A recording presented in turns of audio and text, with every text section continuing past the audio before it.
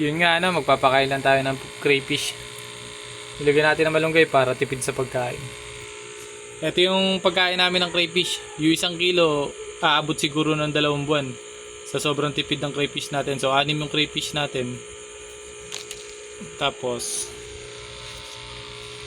yung 1 kilong pagkain nga na binibigay nga natin na yun, siguro 2 buwan o higit 2 buwan sa 6 na crayfish na inalaga natin. So, napakatipid niyan. Nilagay na rin namin ng malunggay. Kasi pagka hindi ganun karami yung ilalagay namin pagkain bumabaho yung tubig.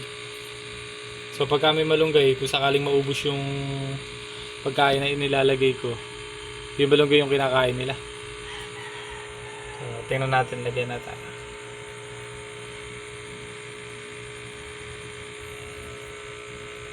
Nagkakainan kasi yan pagka nagutom.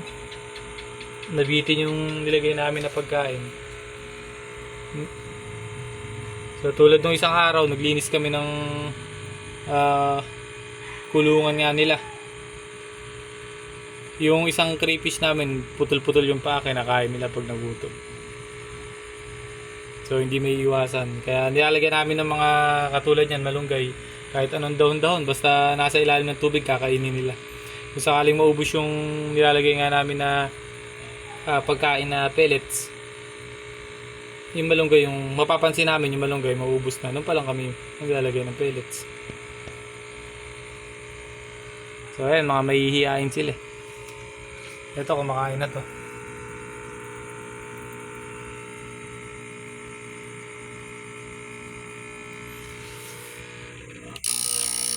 Ay, kalakas.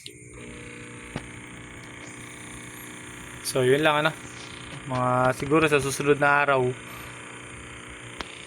or susunod na linggo, marami na tayong kulungan ng crayfish kasi ihulay namin yung mga buntis or yung may mga itlog, kasi baka kainin nung, kung sakaling dyan mapisa kasi yun, baka kainin ng mga kasama. Kumakain kasi ng kapwa crayfish itong mga ari. Ayan kumakain mahihain. Sa gabi talaga sila lumalabas. May isda tayo. Yung isda na yan, kaya kami naglalagay ng isda. 3 yan So namatay yung 2, napaglaruan yata ng bata. So 3 yan.